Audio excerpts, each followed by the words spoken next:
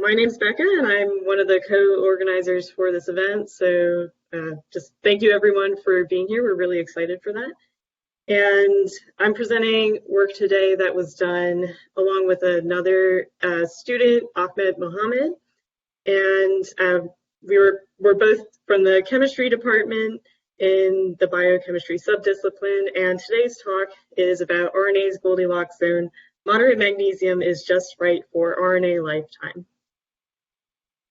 So as biochemists, one of the biggest questions we can ask is, how did life emerge from this messy assortment of molecules into what we know now as life? So through the course of multiple rounds of chemical selection and then Darwinian selection. And one of the ways that we can investigate this is through looking at modern life and drilling down to what might have happened in the past. So one of the commonalities in modern life is summed up in what biochemists call the central dogma, which is here, where DNA is transcribed into RNA, which has many functions in the cell.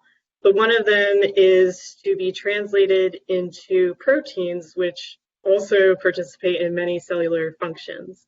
The central dogma is a simplification. So added on to that, proteins also go back into making RNA. So they have, between RNA and proteins, a very ancient dependence on one another.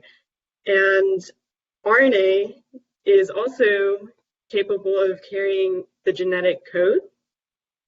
So together, that makes RNA a really interesting molecule to look back into ancient biochemistry with, and is my favorite molecule to do so.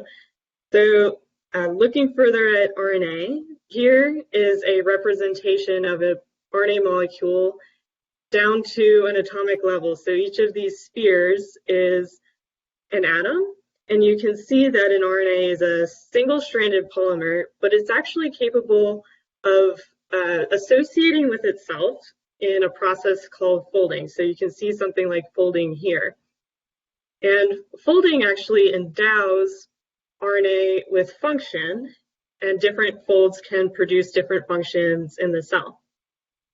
Something that's not shown here is that RNA is actually negative charged. So it has negative charges all along its backbone. And because of that, in solution, it attracts positively charged ions, which are primarily metal ions. So I've shown here some metal ions, and these metal ions turn out being critical for RNA folding, because without them, the negative charge within the RNA molecule will cause it to repel itself and spread out. So you need metals for neutralizing the charge. But metals are a double-edged sword in that they're also capable of causing RNA to cleave itself into pieces. Returning to this idea of folding, folding can actually orient RNA in such a way that it avoids some of this metal cleavage, but folding is something that occurs once for an RNA, so it's not continuous that adding more metal would cause continual folding. So folding gives one-shot cleavage protection.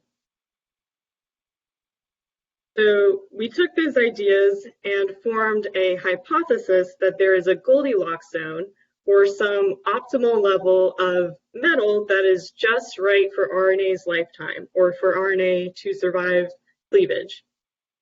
That level of RNA would not be so little that the RNA can't fold, because remember, if it doesn't fold, it can't have its function. But it's not so much that the RNA is cleaved beyond the level of protection that is afforded by folding. So I've mapped out some of those concepts that I've been talking about so we can start to visualize what effect metals might have on RNA lifetime.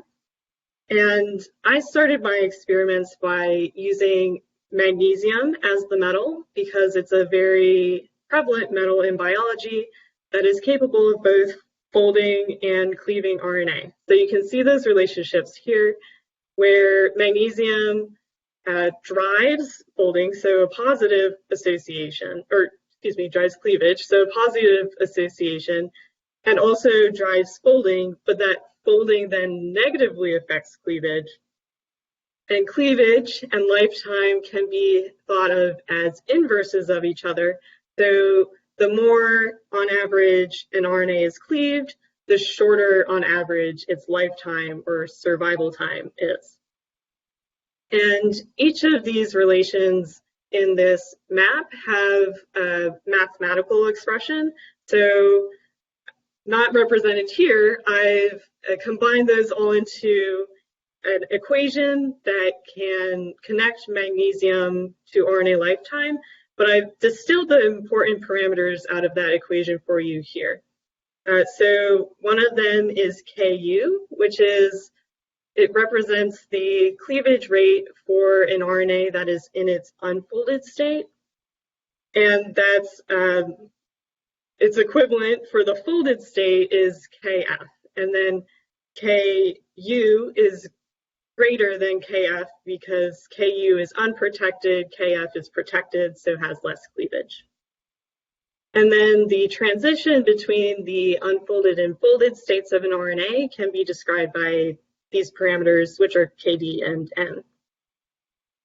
So to begin to visualize what happens to an RNA's lifetime with magnesium, the simplest case to start looking at is an RNA that is continually unfolded, so never gains protection. And that can be seen by this line here, where you start with a high lifetime on the y-axis, and then toward increasing the magnesium concentration on the x-axis, the lifetime of the RNA goes down. We can compare that to, our little slide goof there, a hypothetical RNA that we imagine is always protected. No matter what magnesium concentration it's experiencing, it's going to have a lesser level or a protected level of cleavage.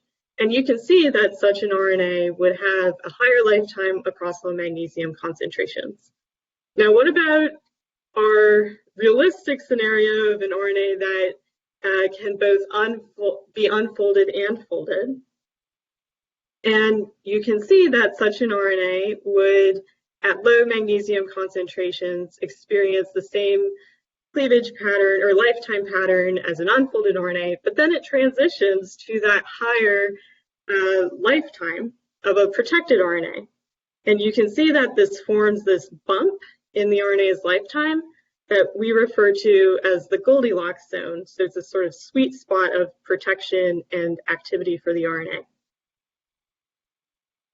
So the simulations and model I showed you, driven by mathematics, support a Goldilocks zone, but is there also a Goldilocks zone in experiments in the lab? And that was the next step we took, where we used this RNA molecule called tRNA, which is involved in protein translation, which is one of the oldest processes in biology. And this ancient RNA is very well studied. There are hundreds to maybe thousands of studies on this RNA alone. So it's a good model RNA, and some of those studies have also shown that it uses magnesium to fold. But this is a new approach I'm taking and trying to see, will an RNA in the lab have a Goldilocks zone? The results of that are shown here, where the actual data for the tRNA's lifetime across magnesium concentration is shown by these black points. And you can see that right there in the middle, there's this region where the RNA is experiencing a boost in lifetime. Taking the model that I showed you in previous slides with the equations, starting with the solid black line, you can see that the equation is able to fit the data at the beginning and the ending points, and also position a Goldilocks zone within the region of improved lifetime. I adapted the equation then further in the dotted lines, which is a three-state fit, and you can see with a three-state fit that the equation and the model for a Goldilocks zone fits the data. So really quickly, what do I mean by a three-state fit? So before I talked about how an RNA can transition between unfolded and folded, what a three-state RNA would do is have an intermediate state in between, and that intermediate is free to experience its own level of cleavage and can produce this boost in the middle. So we can conclude that the theory and experiment align. There is such a thing as a Goldilocks zone, and also specifically for this tRNA, that it could potentially have three states from this data, which is also supported in some literature. So going back and thinking about early Earth and what this means for the origins of RNA, here I've demonstrated an RNA with a Goldilocks zone again. So imagine you're this RNA. If you're at low magnesium concentrations, it's an unfavorable environment for you because you would be unfolded. At the middle concentrations, it would be just right, you're folded, but if you continue to add metal onto that environment, it becomes, there is a greater cleavage burden. So we can actually think of what the early Earth environment might have been like through studying the Goldilocks zone of modern RNAs. And we can also apply this to other biomolecules, thinking about whether a Goldilocks zone for other molecules could have been used to select some molecules during chemical evolution and not others. So those two things combined are the takeaway that we can think about for origins of life chemistry from the Goldilocks zone. And with that, I'd just like to thank you all, thank my two labs, the Williams and Glass labs, and funding.